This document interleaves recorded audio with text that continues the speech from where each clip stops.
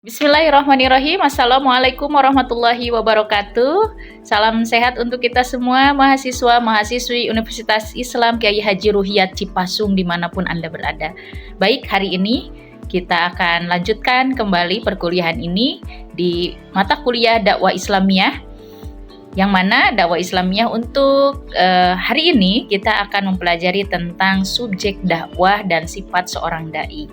Dan di akhir nanti Ibu harapkan semua teman-teman di sini, mahasiswa-mahasiswi, untuk mengerjakan tugas yang telah Ibu sediakan nanti.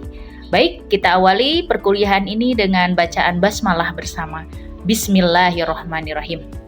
Baik teman-teman semuanya, di sini kita lihat ada pengertian subjek dakwah menurut M. Nasir. Di mana menurut M. Nasir di sini pembawa dakwah ialah petugas dakwah. Ia adalah orang yang memperingati, memanggil supaya memilih jalan membawa keuntungan. Artinya seorang dai itu atau pembawa dakwah, dia itu yang selalu memperingati, memanggil supaya memilih jalan menuju keuntungan. Nah, artinya seorang dai itu harus selalu mengajak dalam kebaikan, jangan mengajak dalam kejelekan.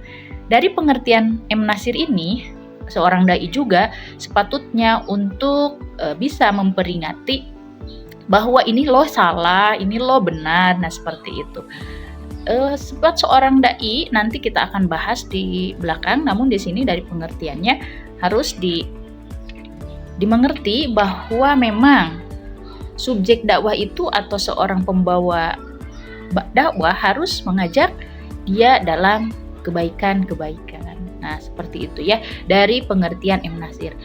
Dalam Al-Quran Surat Al-Ahzab ayat 45-46, Allah Subhanahu wa Ta'ala berfirman yang artinya, "Hai Rasul, sungguhnya telah mengutus engkau untuk jadi saksi dan pembawa kabar gembira dan pemberi peringatan dan jadi penyeru kepada agama Allah dengan izinnya dan untuk jadi cahaya menerangi."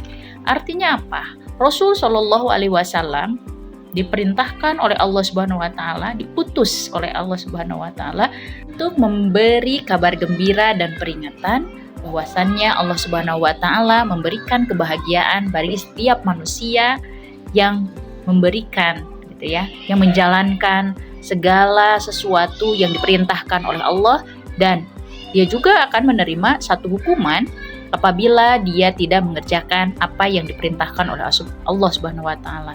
Namun jauh dari itu, Rasul sallallahu alaihi wasallam telah memberikan pengajaran dakwah Islamiyahnya itu secara moderat. Dibuktikan dalam Piagam Madinah bahwa segala sesuatu yang dilindungi, segala sesuatu yang Rasulullah sallallahu alaihi wasallam ajarkan tentang perlindungan, tentang kebaikan, di mana Rasulullah SAW telah mengajarkan kepada kita nantinya sebagai seorang subjek dakwah bahwa dakwah itu jangan memukul tetapi merangkul.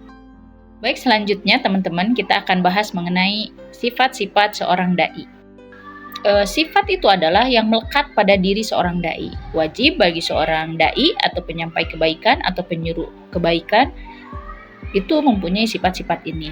Dan yang pertama adalah seorang dai itu harus mempunyai sifat berilmu dengan Al-Quran. Artinya apa? Berilmu dengan Al-Quran itu selain seorang dai itu mempunyai pengetahuan tentang Al-Quran, dia juga harus berperilaku Al-Quran.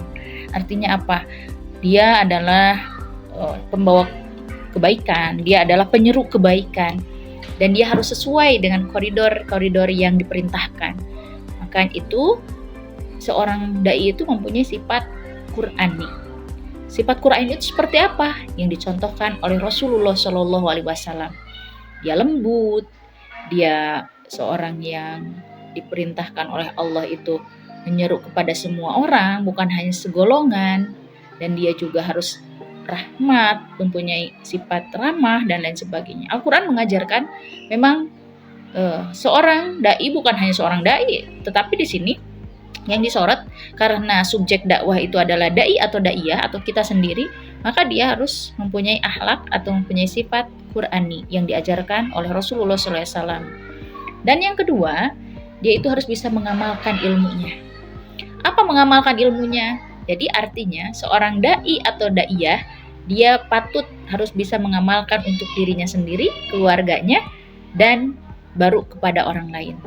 Seorang dai atau daiyah apabila dia memerintahkan hanya berbicara saja, memerintahkan kebaikan kepada orang lain, tetapi dia sendiri tidak melaksanakannya, maka Allah nanti akan murka. Kaburu maktan indallahi antakulu ma la taf'alun. Selanjutnya, sifat seorang dai itu adalah penyantun dan lapang dada serta mempunyai keberanian.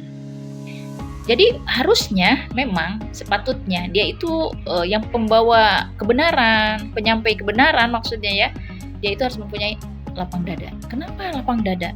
Karena memang orang-orang itu tidak semua suka kepada kita gitu ya, tidak semua benci juga. Apabila di lapangan nanti seorang dai mempunyai temuan gitu ya, ada yang tidak suka dengan dakwah kita harus berlapang dada. Atau banyak orang yang fans sama kita juga tidak boleh merasa tinggi hati atau seperti apa.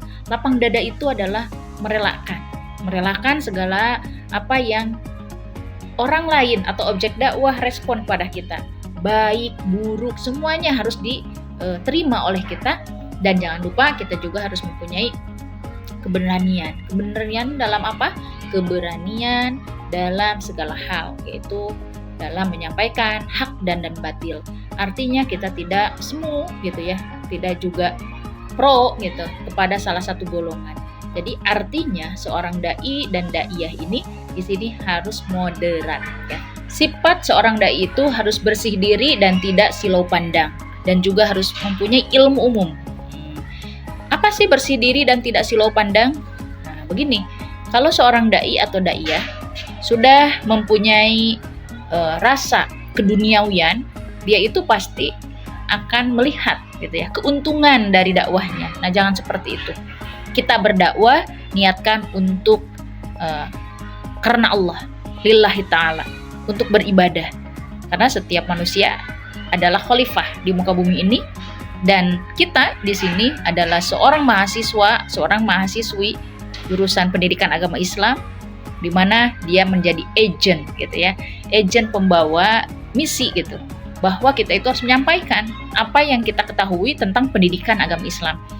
Ketika kita menyampaikan, jangan lupa teman-teman, jangan silau pandang terhadap duniawi saja ya, tetapi kita juga harus bisa memposisikan.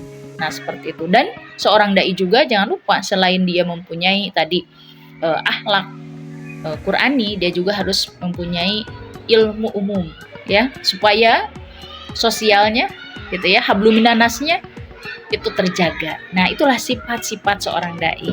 Teman-teman semua yang menyimak video ini, terutama tentang sifat seorang dai ini, nanti Ibu perintahkan untuk mempunyai satu tugas, di mana tugas ini dikerjakan secara individu, mengintegrasikan sifat seorang dai ini dengan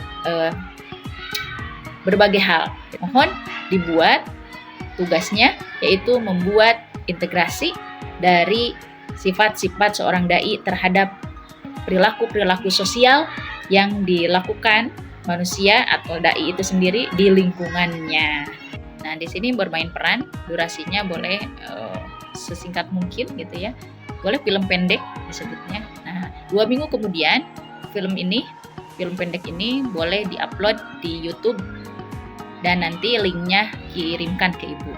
Teman-teman semuanya, Ibu simpulkan untuk hari ini kita belajar mengenai subjek dakwah dan sifat seorang dai. Artinya subjek dakwah itu adalah dai, dan dai itu harus mempunyai sifat-sifat seperti dia harus mempunyai akhlak Qurani, dia harus berlapang dada dan lain sebagainya, dan dia juga harus mempunyai rasa moderasi beragama yang mumpuni. Baik teman-teman semua, untuk perkuliahan hari ini kita tutup dengan bacaan hamdalah. Alhamdulillahirobbil alamin. Wallahul muwaffiq ila aqwamit thoriq. Wassalamualaikum warahmatullahi wabarakatuh.